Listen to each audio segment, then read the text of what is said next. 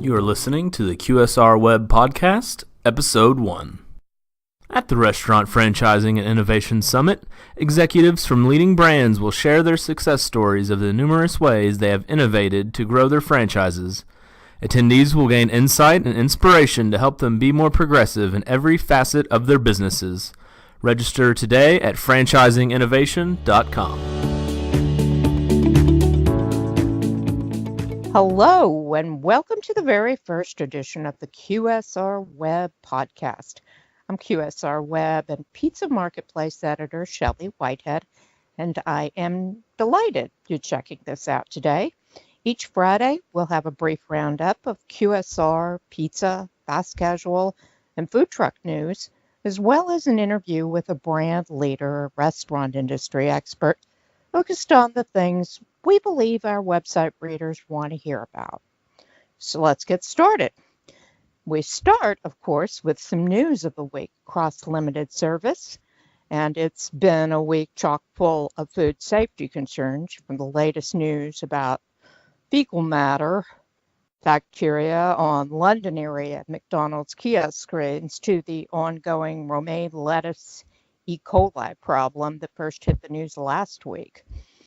On the McDonald's story, a British newspaper conducted a study that had lab samples taken from 8 London area McDonald's stores kiosks and found all had fecal bacteria on them, creating a PR nightmare for the brand, not to mention the overall food service kiosk industry. Also, most restaurateurs still have a case of romaine on the brain after news that dozens were sickened by E. coli tainted romaine leaves this fall. The good news on that is that it appears that the infected romaine is now pretty much out of the system, and that it sounds like federal food safety officials have grown just as tired of the problems around this particular lettuce as restaurateurs have, and are now urging producers and distributors to label romaine with the harvest date and origination point. Across limited service categories, a couple of studies released this week are also perking up restaurant leaders' ears. Radiant Insights reported that the QSR industry globally should grow a healthy 5% over the next 5 years. And a lot of that dining dollar will likely go to delivery orders, according to a UK-based survey that found there's a huge shift taking place in the restaurant dollar away from dine-in and to delivered restaurant food. That comes from a Plan Day survey in October around the United Kingdom. In pizza this week, more bad news for the beleaguered Papa John's brand, which has apparently lost the interest of Trian Fund Management acquiring the brand, that through the Wall Street Journal. Fast casual editor Shara Kanzler said in that round this week, Starbucks has made a commitment to block customers from watching porn in its stores, while a New York City Council member is actually seeking to ban cashless restaurants there. And check out fastcasual.com's blog from the one chef who feels strongly about the importance of the plant forward movement and hopes readers will too after reading his thoughts. It's interesting. Finally, via foodtruckoperator.com this week, editor Elliot Maris said the number of food truck parks continues to grow, including a pair of food truck owners in Evans, Colorado, who recently opened a park called The Yard on the site of a former restaurant there. While in Brooklyn, New York, the owners of the Hill Country Barbecue Market revamped their property to a park known as Hill Country Food Park, with 6 different culinary concepts inspired by Austin, Texas, and its food trucks. And hold on just a second. We'll be right back after a quick break with Suzy Badaracco, who is president of the food industry think tank Culinary Tides, and she is fascinating. I'm right back with this. Many of the fastest growing and most successful chains in the restaurant industry are embracing innovation throughout their operations. These forward-thinking brands are constantly looking for the next innovation, new technologies, new menu items, new marketing tactics, new training programs, etc., that will propel them to even greater heights. Come and learn these innovations at the Restaurant Franchising and Innovation Summit. Register today at franchisinginnovation.com. Okay, turning now to our interview guest for the day, allow me to introduce Suzy Badaracco, president of the food industry think tank and forecasting company, Culinary Tides in Oregon. And Suzy is filled with fascinating information about the trends restaurateurs need to know. Hello, Suzy, and welcome. Hello there. You always bring such weird and wonderful ideas up from all over the planet around the food topic. So thank you for being here. And if I could, I'd like to start with the restaurant year that was, if you don't mind. Can you tell us the trends that restaurant operators might just want to leave on the table at the end of this year as far as menu offerings that have run their courses? The past year, so we have been in an emotional stall in this country, so which means it's not a recession because it's not economically driven, but an emotional stall resembles a recession behaviorally. This past year and coming up, consumers are not grounded. They are not feeling confident. There's a lot of fear for a number of reasons. So what happens is last year and then going into this year, they revert back towards comfort food, partially. Not all the way back like a recession, but partially they retreat. So what they do is, and this year what we saw is they retreat back to historical or regional specific cuisines. Hybrids kind of came back, like, kind of cousins of the cronut, where you're taking two familiar things, putting them together. Comfort with a twist. I actually hate that phrase, but you get the picture. So not completely back to comfort food, which would be seen in a recession, but this kind of combination. So last year and going forward too, what it would be smart to continue to do to just simply move laterally. Keep the base of the food, whether it's a burger, whether it's pizza, whatever the dish is, keep the base of the food approachable, familiar, grounded, so the consumer kind of knows, oh, this is a burger. Maybe it's a veggie burger, but it's still a burger, right? If it's a pizza, okay, maybe you have something crazy on it, but it's still a pizza. Then what you do is you get to move laterally by adding some intrigue, either by add-ins, the seasonings you're using, the preps you're doing with it. That's how you get to add the fun piece of it to keep them coming back. So that's what we saw last year, and that's what, fortunately or unfortunately, is going to kind of continue into this next year. That's fascinating that kind of the psyche of the country is dictating this. Well, so then if we have that stable base, what are going to be the add-ins? What are going to be the trends that will sweep the country in the year ahead? So there's a lot of directions you can go. Okay, so due to the stall, we're going to remain swirling around Peruvian food, regional Italian, Russian for sure, regional Mexican, Nordic, kind of more general Asian, so more with Asian, more country, not specific regions of a country. We're not that sophisticated with our knowledge of country. So like we might know Thai food, but we would not know regional Thai food at this point. And then definitely southern USA is still going to be rolling around this year.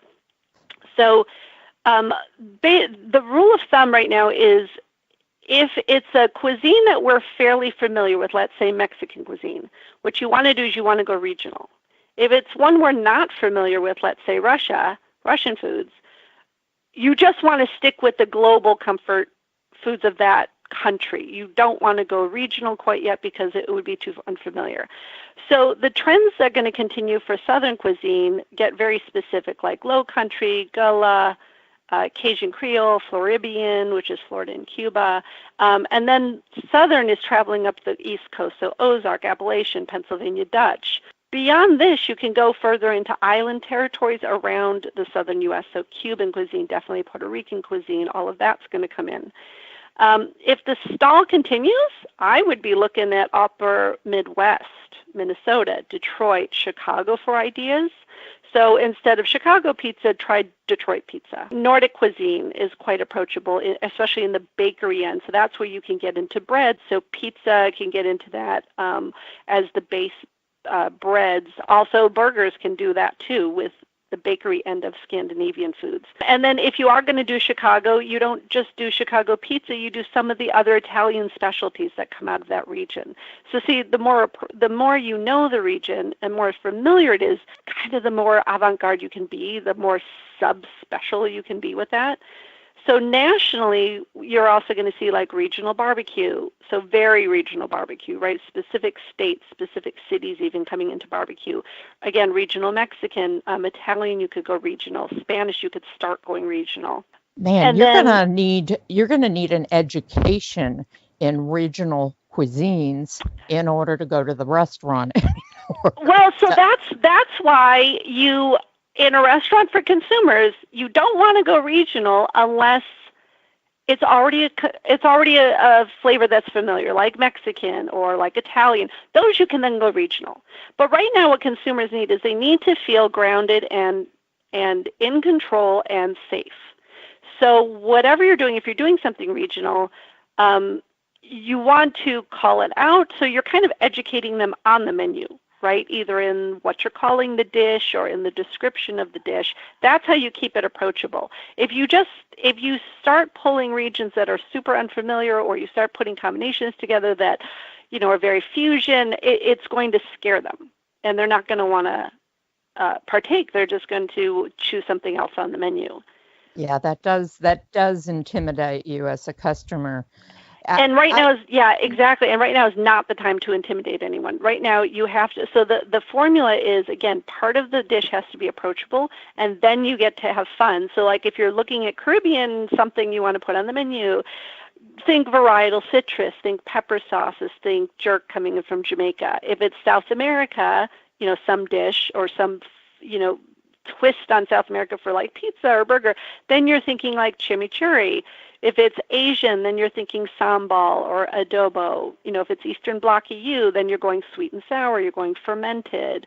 Africa, you're doing harissa, dukkha, berber. That's how you'll bring some of that fun little intrigue and a little bit of experimental to whatever the dish is. But you can do that with pizzas, you can do that with burgers, right? Because that base is very familiar to us, so it's not a stretch. It keeps that's them what very I'm grounded wondering and safe. about. I deal in the world of quick service and pizza. Mm-hmm. Quick service seems especially a challenge to me to implement these things because some of these brands are so unwieldy.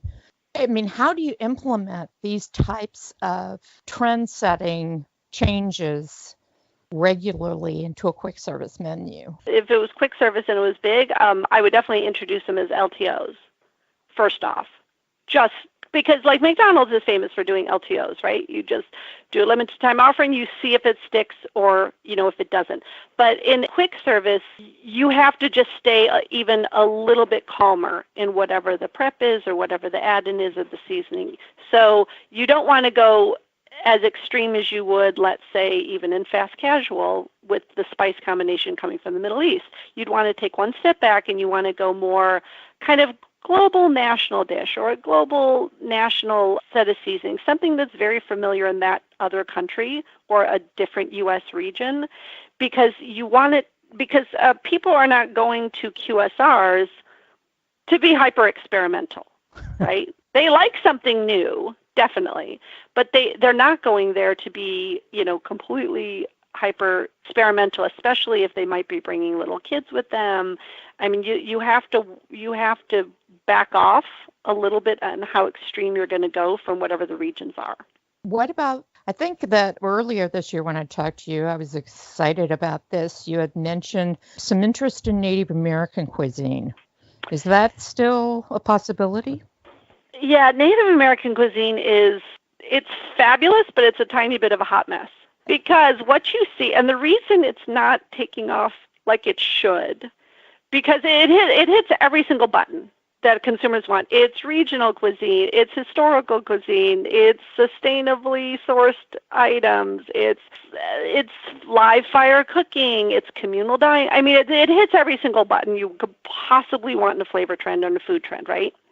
The problem with it is, and we've called 32 tribes. We only 16 of them would actually talk to us once they found out we were Europeans.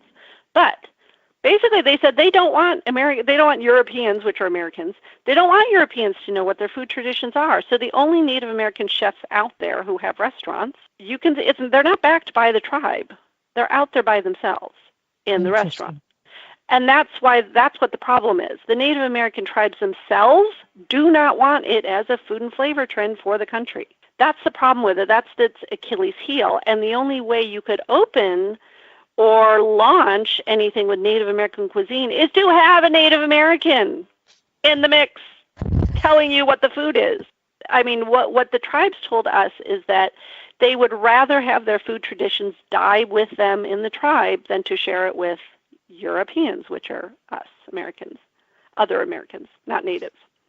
And so it's very closely guarded, and that's why it's not taking off, because it's these single chefs that are coming out and doing this amazing food, but they don't have the backing of the tribe. So it's fabulous. It absolutely hits everything, but it's hard to actually get to the core of what the food is. Plus, the other tricky thing about Native American cuisine, it's different in every single region and every single state, right? Because the Native Americans eat what's in front of them off the land is the ultimate in sustainability, right? Yes. So if you're a California tribe, you may be eating seafood, but if you're a tribe in Minnesota, you are, maybe you're eating lake fish, but you are eating a whole different spectrum of foods and grains and fruits and vegetables.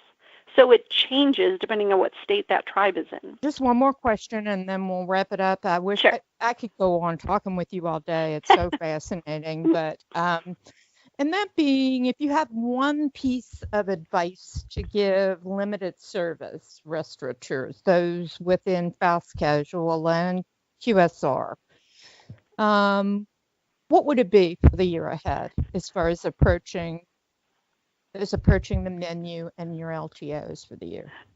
So of course I don't have just one, but I'll be quick.